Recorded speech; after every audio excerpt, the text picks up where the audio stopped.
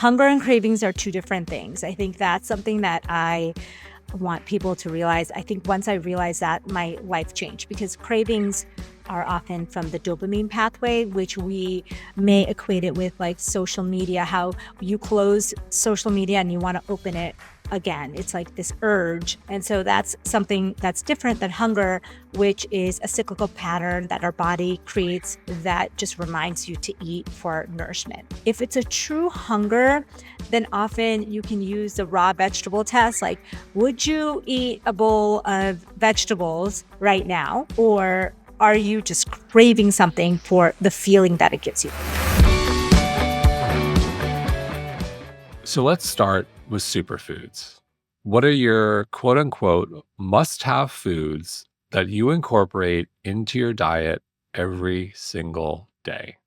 Okay, every single day, there's a few things, because, every single day is hard. We'll say 5 days, 5 days, 5 days a week. Every single week, because as you know, we're busy some days. Like, for example, one of the things I was going to mention that's a superfood that people might not even know about is kiwi fruit.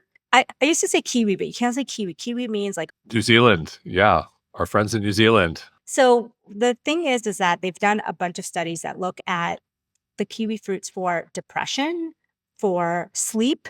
And I know for women, like in perimenopause, for example, 40 plus, like mood and sleep are huge issues. And so for someone like me who's in that stage, this is something I do often to help me sleep. So I'll have it like as a dessert.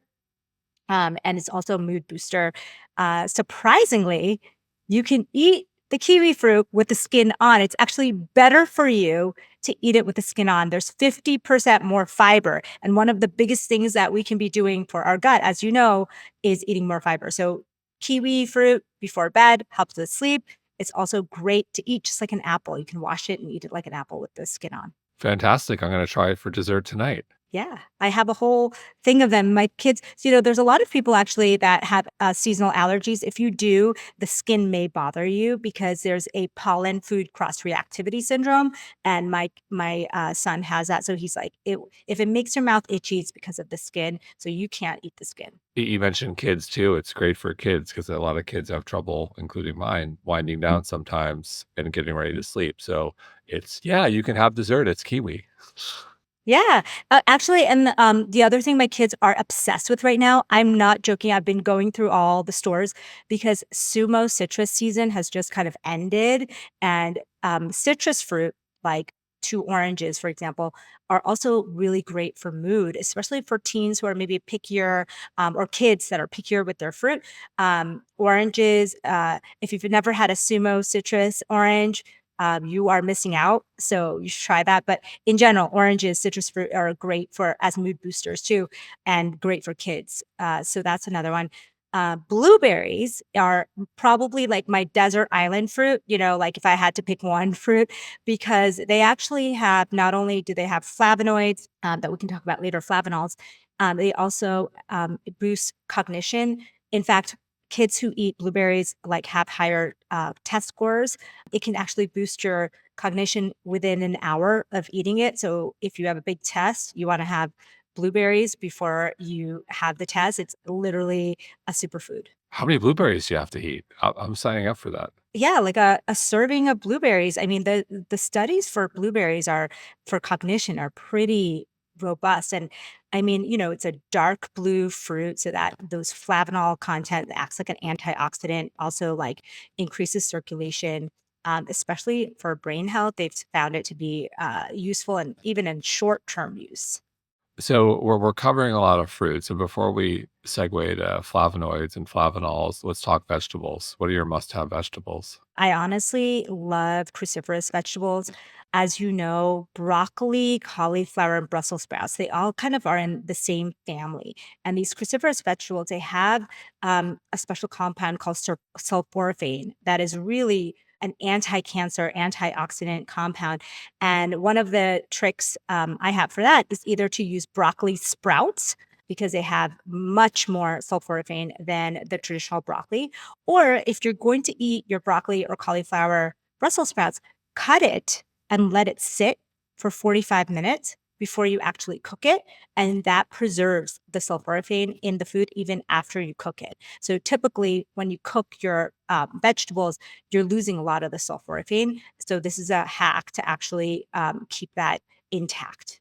I love sulforaphane, and more specifically, I love broccoli sprouts. I forget the brand, but it's one of the microgreens, broccoli sprouts, and I buy it all the time, and I put it in my smoothie every day, and I love it. That's a great idea. I My kids kind of snack like when I force them, like I say force because they don't necessarily pick it up on their own. They'll snack on it like it's like like they're eating like a snack. I mean, it doesn't have much of a taste. It's not. No, it's like tasteless. I put it in a smoothie, I don't even taste it. Yeah. I'm sure they do that with saffron too. Are you a fan of saffron? It's a spice that is great. It has gotten a lot of attention for hormones and gut health and brain health. It's actually shown to be as effective as antidepressants in some studies. So that's another one we sometimes kind of like just take a few threads and throw it into a smoothie, or you can just throw it into your mouth. Actually, There's been a lot of buzz on saffron as it relates to being a mood booster. Really solid science. yeah, saffron has really kind of it's like that, you know, spices to watch because I think it's coming into the I feel like that's a new content series for you, Amy's Spices to Watch. yeah, coming soon. You know how everything gets day in the sun, like celery juice and all these things. It's like saffron's kind of in that category coming up soon. Yeah, I'm not into the celery juice, I gotta say. I don't think it's the cure all be all. I think it's way overblown. Sorry, medical medium. Yes. I think there's nothing wrong with it. I think a lot of people who never have had vegetables in that amount, is a great start. There's nothing magical about it being celery and, that whole thing. I think you could drink a green juice or you can have your vegetables in any way you want and get the benefits. It's just amazing the health impact of eating real whole foods and not ultra processed food. Yeah, I think that part of the flavanol conversation, I think is so interesting. So there are certain vitamins and minerals that we need to survive, as you know, like, magnesium, vitamin D. There are things that we need to survive. But then there are these like plant compounds that are not essential to our survival, but actually enhance our health in many ways. And so I think that knowing that whoever you believe created the universe, that like there are plants out there that have compounds in them that actually elevate human life. So both health span and lifespan. I think that's so fascinating that we're just finding out the science, like they don't exist inside of us. We actually have to get them from plants. And but when we do, it can enhance our cardiovascular health, it can enhance our brain health, it can enhance our mood. I mean, it's like so fascinating to me that there's like, us humans, we actually need those things to feel good. I mean, things like tea, for example, that's been discovered thousands of years ago. This has flavanols in it. They knew back then that these compounds were making their life better, right? That was used for thousands of years. And same with cocoa and cacao. Also, thousands of years, people kind of knew that this was giving them brain and health benefits. And so they were using it. Now we're realizing what the science behind it is. So is there a difference between flavonoids and flavanols? Yeah, flavonoids is like the parent of flavanols. So, um, you might know of epicatechin, that's like in green tea, that's a flavanol, but comes from the flavonoid family. So it's just, and we kind of use them interchangeably, but they're just a little different.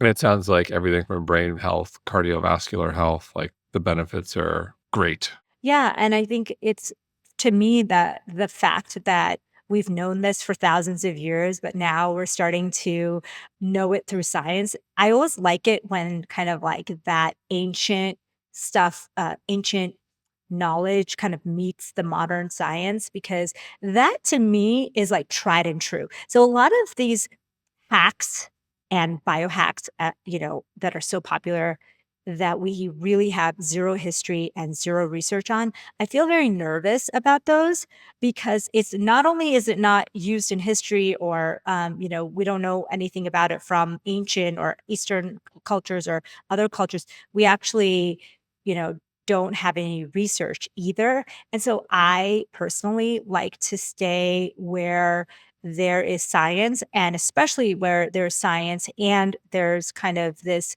either history or Eastern medicine crossover, because I think there's a lot of knowledge there that we haven't yet tapped on. And so where it crosses is like for something like this, like eating plant compounds that contain something like flavanols, that's where I think we should stay for the most part. The things that we know, like you love to walk, right? Like I feel like walking I am sure I can say with confidence because both, from history, from blue zones, from research, from personal experience, like, I feel good about it.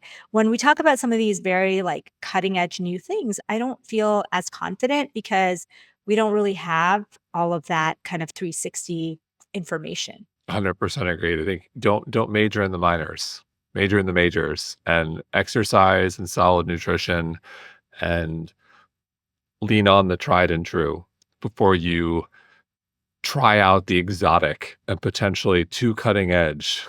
Yes. That's, how I think that's the thing, like, most people are I had someone talk to me at a party once, recently, and they were talking about how they don't believe in, a lot of modern medicine. I was fine with that, that's great. They do a lot of natural things, and she's talking about all these cutting edge things that she's doing and trying, and then she's like, "But the thing that's really hard for me is quitting the smoking." And I was like, "Wait, what?" I was like, you're traveling, doing these exotic, expensive interventions, and the thing that you have not tackled yet, and I know it's very difficult, but I just told her, I'm like, "I think that's number 1. Before you do anything else, you have to get off." And, like, it was very surprising to me that she didn't really understand that that was on top of the hierarchy. 100%. I see that all the time, unfortunately. It's like I'm doing NAD drips, but am I actually exercising? No. Or am I doing resistance training or walking? No, but I'm doing NAD and a celery juice cleanse, but I'm not really exercising or getting protein. Like what gotta get the basics. I mean, this is probably controversial, but, like, that's what I see with the GLP-1s all the time with people who are on GLP-1s that I talk to. Often, people think of it almost like as a swap out for, the work that they had to do before, like the exercise and the diet, and I think that way of thinking is really dangerous because then you are losing weight, but you're losing all this muscle mass, and you're not gonna get the benefits, that you want from that, and you're not gonna look better, you're not gonna feel better, you're just gonna be less weight, you know what I mean? It is not a substitute. It is a great tool to assist people in their journey to manage their weight when a lot of things have failed them. But it's almost more imperative to do the resistance training and eat the protein and do the walking, etc. Otherwise, you're going to have the opposite problem of sarcopenia as you age. I think that tide is hopefully turning where as people get more and more knowledge about it. But I think for a long time, I was talking to people, patients, people online, followers, readers, who would say, don't really work out that much. I'm not hungry to eat a lot of fruits and vegetables. I'm not getting my protein. And it really was concerning. And I think there's a little more awareness now, so hopefully it's gonna move the other way. I think the initial tide was like, get on this as fast as you can, and it was kind of a magic miracle weight loss, medication. Now I think people are understanding the true downsides and the upsides of something like that. Yes, and I want to come back to that, but I also want to spend one more minute on flavanols because cocoa, chocolate, these are things that a lot of people like. And that there are so can you talk about chocolate, how frequently you consume it, cocoa, any favorites? Because I think this is I always love to give people nuggets of information of something they're actually going to enjoy. Well, I think a few years ago, I thought chocolate was a health food. And I was surprised to learn that it's not really a health food. Like, even the cocoa flavanols that are in chocolate are often really mostly reduced or destroyed in the processing of like our typical chocolate bar, even our healthy chocolate bars. So you have to use concentrated cocoa extracts to actually get the flavanol content that you need. Like this, there's Cocovia makes a concentrated cocoa extract that's called Cocoa Pro. And that is the most concentrated, most effective kind of source of flavanols that you'll get in the market. It's also consistent. So you get the same number of flavanols every time you have it.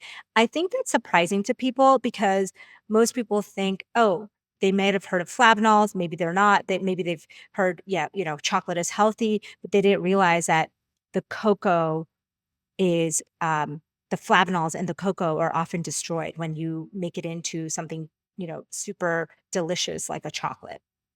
And so using something like a concentrated cocoa extract. So for you, you sound like you have a smoothie. This would be like an amazing thing to put in your smoothie. Like the Cocoa Pro, you can just add it and it has a consistent source of high flavanol content. And it's delicious. It's cocoa. No, it is. I'm a big fan of Cocoa View, and I think most people are unaware. So I thank you for pointing that out. Um, and so I want to come back to because we started going down the GLP-1 path, which I think is interesting because I think there are two main themes that a lot of people struggle with. Myself sometimes at 3 o'clock when I'm hangry, cravings. How do we deal with cravings? Cravings.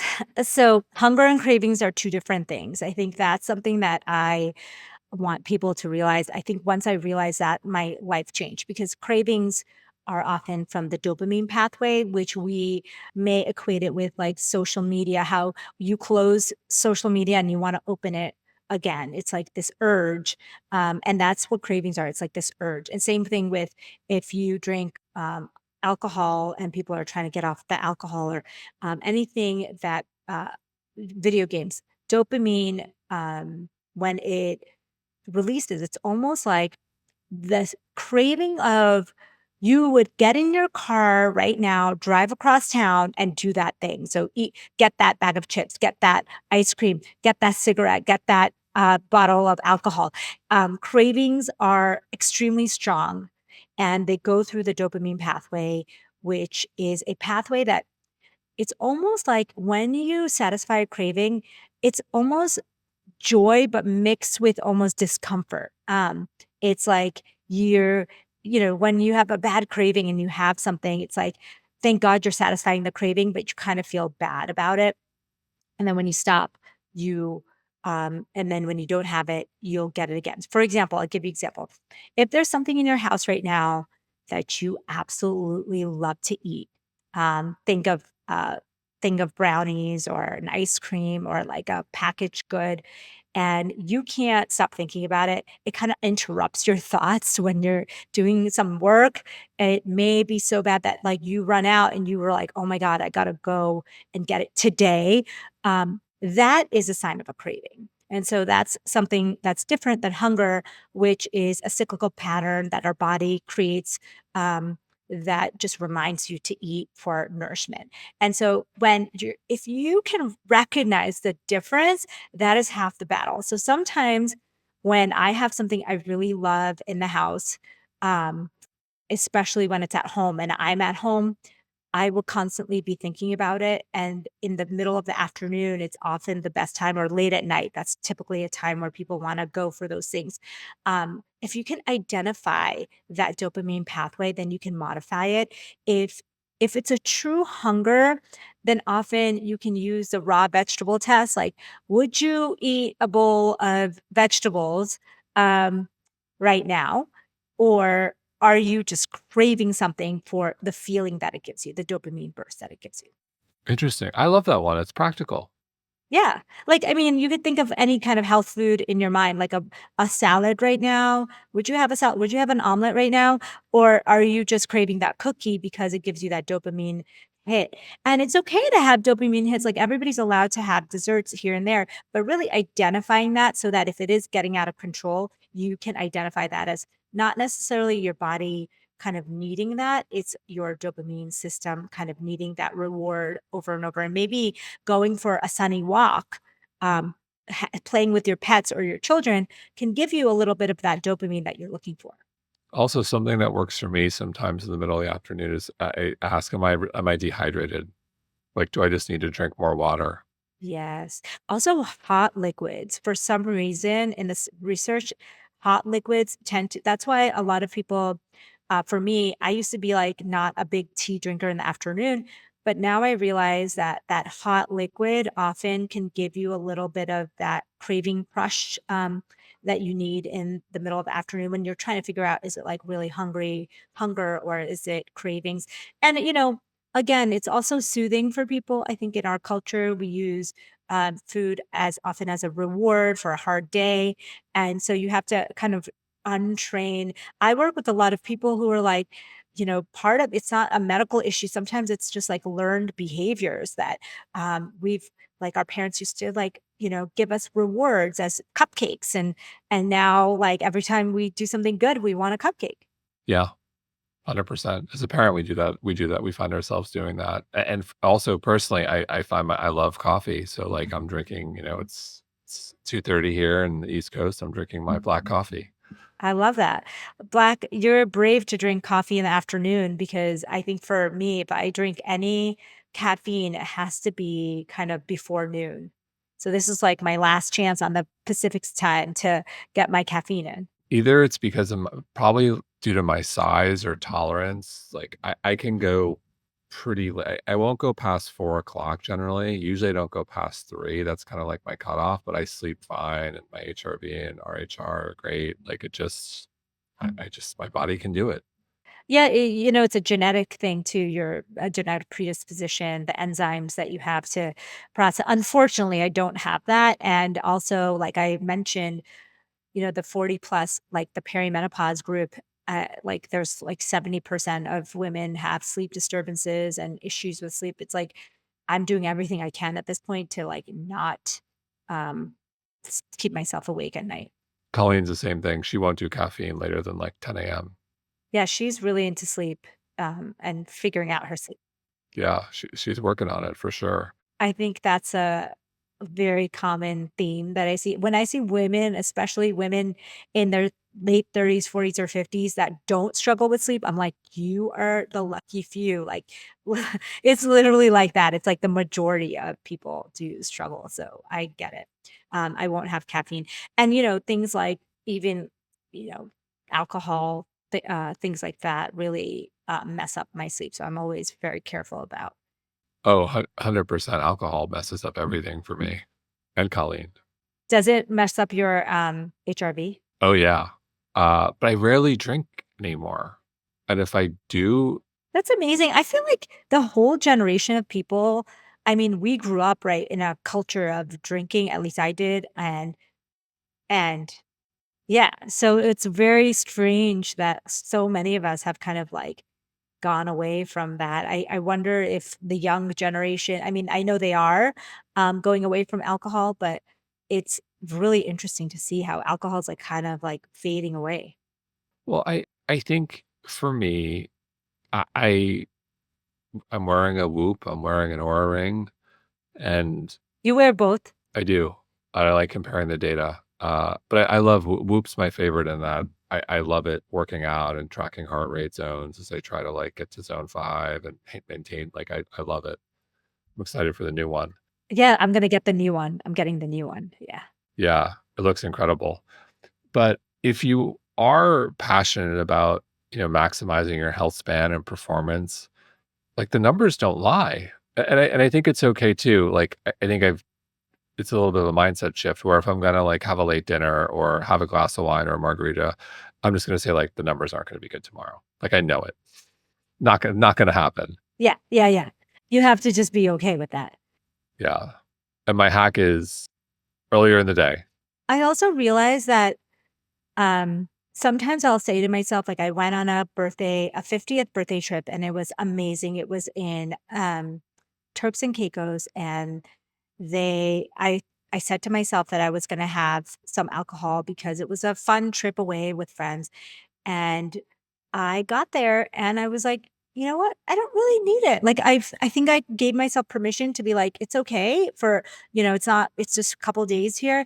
But I felt like I could have fun. I wasn't like missing out. Yeah. Like I feel the way. I think the last time I drank was like 5 or 6 months ago. That's amazing. Do you do take like what's your go-to drink when you go out then? Jason Walkup here, founder and co-CEO of mindbodygreen and the host of the mindbodygreen podcast. Please subscribe. You'll never miss a show and you won't regret it. I like a good glass of wine. So, or a good glass of champagne or maybe a margarita. But if I do it, it's probably going to be later in the day. And it's like, it's got to be great. Like I'm never, put it this way, I'm never going to have a bad drink. Someone's not going to hand me a Coors Light and I'm going to say like, I'm going to have this, or like a cheap glass of wine. It's just not going to happen. Like it's good. If it's going to happen, it needs to be exceptional. And I have to feel like I want it. It's complementing the meal or whatever the environment is. It's got to be a great experience. But like, I just don't feel I just don't feel the need to. Not that I ever felt the need to, but uh, yeah, I do think there's a huge shift here for sure. It's so funny because this whole flavanol conversation that we're having, the wine flavanols was the reason why everyone thought that red wine was so good for you was the flavanol content. Well, one of the reasons. So I think we've realized like, yes, it has great flavanols, but there's other things I didn't realize, but like things like apples have flavanols and, green tea has flavanols and like we talked about, cocoa has flavanols. So there's other ways to get your flavanols that's probably going to give you better benefits than inside of like alcohol. Yes. So something else I think people struggle with is knowing when they're full. You're having a meal, you're enjoying it, it tastes amazing. I got to stop. That's such a hard one because, you know, that whole Japanese is a Japanese saying that says like eat till you're 80% full. It is so true. It is such a good way to do it. And I think one of the other ways to kind of tricks that I use is I always go for a little bit of a walk after a meal. And I think when you anticipate that you're not going to be able to just like lie on the couch with your like pants unbuttoned, like if you're like, I'm going to be going on a walk after this, it kind of helps you regulate a little bit up. And I think that's how it was in thousands of years ago, like, or even hundreds of years ago. Like most people didn't just eat this huge dinner and then just like watch TV for 3 or 4 hours before bed.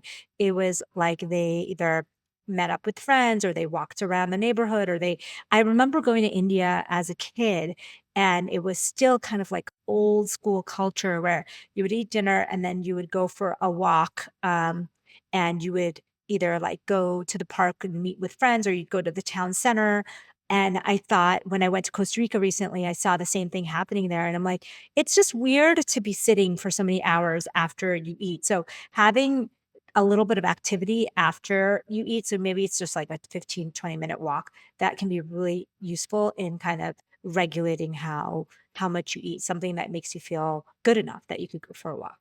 Yes. I'm like, I love walking after. I love like a quick 10-minute walk. You don't want it to be too intense depending on what time you eat, because then you have trouble like kind of bringing yourself down. But I do that all the time. Yeah, I don't like to do intense exercise late at night or after dinner, but I do like to do some movement. Are you someone who walks a lot? Are you a walk I'm guessing you get a lot of steps. I love walking. And if I don't get my 10,000 steps, I am grumpy. I don't feel good. It's just like I must get them. Ideally, a little more than that. Yeah, I need it. I know I used to say 15 and then I would feel stressed, like, if I didn't, and so I give myself the same thing. I'm like, "It's 8 to 12,000 and then I can be anywhere." Because sometimes if you go for a yoga class and a weight training session, you don't need to get, 15,000 steps that day. You like I just think that that's Yeah, I wholeheartedly agree. And something I buy into also as I wear a whoop is they calculate strain. It's like, what is this? Like if you're doing something really hard, you're getting your heart rate up and you're working on your lung capacity, like you don't necessarily need the steps, but ideally you get everything. Yeah, I think steps are like one, like we said, one of the fundamental things that it's not only proven by science, but like has thousands of years of history. And then you look at like the blue zones, you look at ancient medicine, what Eastern medicine. I mean, everybody kind of agrees on that. And especially if it's a sunny walk, like a nature walk, I think that that's been life changing for me. I think, during many years of my training, med school and residency and fellowship, I wasn't getting a ton of sunlight or outdoor workout or workout in at all. And I think it really affected me in so many different ways. And I didn't realize like part of this reason was because I wasn't doing the basic things that humans need to thrive. Like you need to move in nature, you need to see sun. Those are things that can make you feel alive and like also creative, help your gut health, help your inflammation, your mood, all of that stuff, hormones. So to build on that, 2 things you talked about at our Revitalize event in Miami, which was last month, that got a lot of attention, a lot of people were excited about. Japanese walking, and then also your 15 body weight squats. So can you talk about both? Everyone was talking about this at our event. I'm not gonna make you do squats or, the sit to stand test that you did, at the event, but Japanese interval walking is such a cool thing because I think all of us love to walk, but it's often not clear to us how to walk in a way that's actually gonna give us cardiovascular benefits or in heightened brain inflammation benefits. So one of, the things that they looked at in Japan. It's called Japanese interval walking because the research came out of Japan, where you do 3 minutes of a casual walk, like the way you would walk normally, and 3 minutes of a fast walk. So I describe it as like when you see the crosswalk saying walk and you're trying to rush because it's only 2 or 3 seconds left, like that rushed walk. You do that for 3 minutes and you alternate um, for full 25, 30 minutes. And that has much more of an impact on your cardiovascular health, on your brain health, on your inflammation than just walking the same pace for 30 minutes. I love it. And then can you talk about these body weight sways every hour? So I don't know about you, Jason, but I know there's days where I can't get my steps and it makes me crazy because it's like a travel day or it's a day of Zooms or, meetings online one after the other. And so there's just no way I'm going to get my steps. I'm not going to be able to go for a walk. So there's a great study that came out that shows that 10 body weight squats every 45 minutes throughout the day is actually better for you than a single 30-minute walk at the end of the day for your blood sugar. So what that means is when you're in between meetings, so say we turn this off or even on it, we say, okay, we're going to do 10 body weight squats. Super simple. It takes a couple seconds and it's just using your body weight. You do kind of go down halfway 90 degrees with your knees. You're basically getting a workout, a cardiovascular and a blood sugar drawing workout. So at the end of the day, if you do one walk, 30 minutes, that can help with blood sugar management. But doing these squats in between each meeting, for example, throughout the workday, actually has a bigger impact on blood sugar management. So your insulin resistance goes down, your blood sugar levels are more stable when you're doing the squats every hour. So if you can't go for a walk, if you can't get your steps, if you're in a travel day, if you're in a meeting day, do the 10 body weight squats every 45 minutes throughout the workday, and that will have a bigger impact on your blood sugar than even that single 30-minute walk at the end of the day. You're also building leg strength. So it's great if you don't have time to get to the gym, just do this. Something. Yeah, did you know about that leg strength study? So, like, they took twins and, they measured their, leg strength and their brain health, like, after 25 years or something, and it was, like, the twins with the twin with the highest lower body leg strength had better brain health, over time than, it's, like, directly correlated with, your brain. So, it's not only just great for blood sugar, and building muscle, but it's actually good for your brain too. Well, mobility, durability as you age, everything. You don't want to be you don't want to lose your independence as you get older because you have trouble walking up the stair. Like, if you're at an airport and you got to take the stairs, the escalator or elevator isn't working. Like, you don't want to be that person. No one ever wants to lose independence.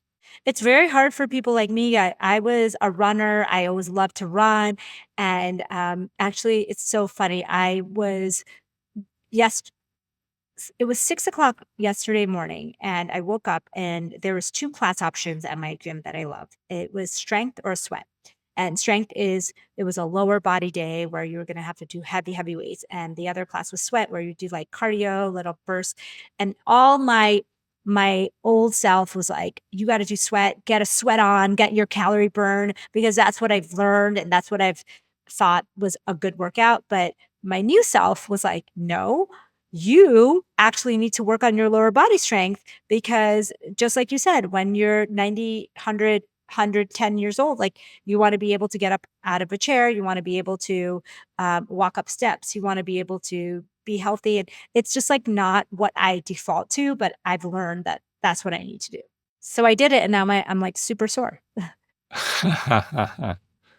So we touched on sleep, and I think, look, most people want to have better sleep. Even people who don't struggle with their sleep. If you ask them, like, would you like to improve your sleep? They would say, yeah, sure. So can you talk about your go-tos in terms of your sleep routine? Yeah. Like I said, I'm kind of obsessed with sleep because I feel like there's so many benefits to sleep. And I know that I'm my best self when I get at least, adequate sleep enough. I would say for me, it's kind of embarrassing because people don't think that this is normal, but like I think it's more on the edge of 8 to 9 hours for a lot of women, whereas like many men can do 6 to 8 hours, or many women can too. But there's, I think, women, especially in times of hormonal shifts, like postpartum, like pre-period, like perimenopause and menopause, in times of hormonal shifts, they can require more sleep. And it's crazy because the studies don't really show that, because if you put a woman in a sleep lab and you actually measure how much sleep she needs, it's not much more than a man. It's maybe 11 minutes or so. But in the real world, with hormonal shifts, with night awakenings, with cortisol levels, it seems like it's a lot more. So my go-to for sleep is one, no caffeine or alcohol, um, if possible, after noon, and no alcohol in general, except for a couple times a week if needed.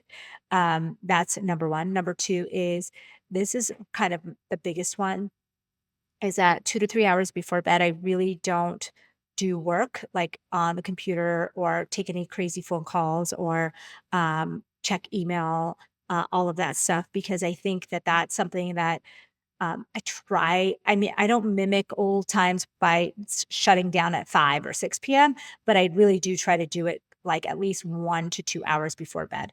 I don't have any food 1 to 2 hours before bed. I think fasting before bed, doing kind of a circadian style fast is really, really beneficial for sleep quality. And then I make sure to make my room super cold and dark. And I wear an eye mask and earplugs because I travel a lot. And so I can't control the external environment. And no ambient light, because ambient light has been shown to disturb sleep and also your hormones like insulin when you're sleeping. So people who sleep with the ambient light actually can have disrupted metabolic balance just from that. I also know we share a love for our magnesium and tart cherry. Oh, yes. So I always I never forget my magnesium glycinate, and I never forget, like, I feel like I forget all my supplements, almost all, like, I'm always like, "Oh, shoot, I forgot my omega-3." I like omega-3s, but I definitely don't forget my magnesium. I like tart cherry also as an option, a delicious option, before bed. I think I do sometimes I'll do low dose melatonin, sometimes I'll do chamomile, um, either a tea or a supplement. L-theanine is a nice one before bed. Valerian root once in a blue moon. I try to mix it up because I feel like you don't want to be at least for me, I don't want to be dependent on any one thing. But the magnesium, I never forget. I think that is something that has been a game changer for me. So I don't forget that one. Yeah, I don't have a problem sleeping, but I notice there's a difference in quality if I don't take the magnesium with tart cherry, and I just love the tart cherry. It's like that combo for me is magic. My deep and REM are so much better. Have you checked it on your Oura or Whoop? Oh, yeah, I've done all the experiment yeah, there's always a difference, yeah. What are you excited about? There's, like, so much in the space, like, happening right now, like, what's interesting to you? Well, one thing I wanted to go back to, that I'm really am excited about flavanols.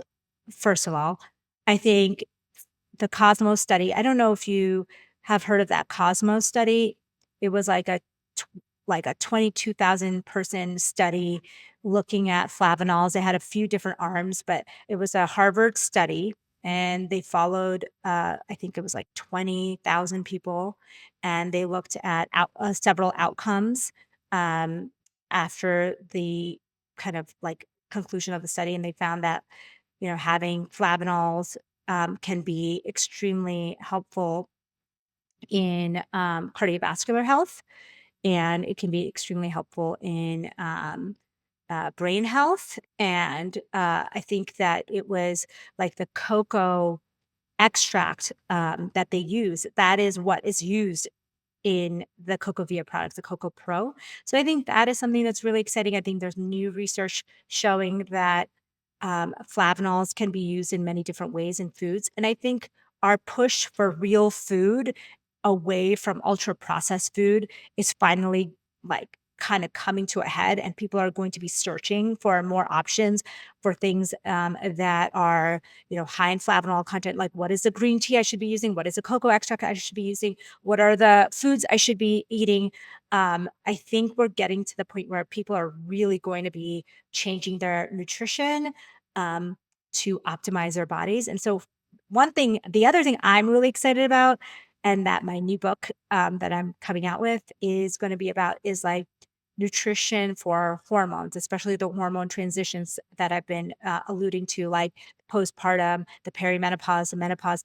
I think there's really no guidance for women, especially around what are I don't wanna necessarily tell people to follow a particular diet, right? Like, everybody, you can do keto, you can do plant-based, you can do carnivore, you can do, but what are the basic things that women should know as they move through these hormonal changes? I feel like not enough women know that. Like, I think that's where I talk about that 30-33 that I'm excited about. It's 30 grams of protein in your first meal, 30 grams of fiber throughout the day, and 3 probiotic foods every single day. That's like something that in particular women will benefit from. But someone like you, that might be 50 grams of protein in your first meal. You might be doing 50-30-30, or like something like, or 50-50 5 or something like that. But I think it's a good kind of framework, because then within that you can eat what you want. Like, you don't have to follow a particular diet. Fantastic, when is the book coming out? It is February, so I have a little bit of time. Okay, we'll have you back for February. We will have you back to talk about the book. I think nutrition is so fascinating to me because, for so long and in my med school career, I think everybody kinda ignored it, and now we're finally getting to the point where it's becoming like a top line issue, both nationally, internationally, and on a personal health level, so that's exciting to me. Well, I'm so excited for the book, and we will have you back. I will get it booked. Amy, thank you so much. Always a pleasure. Thank you.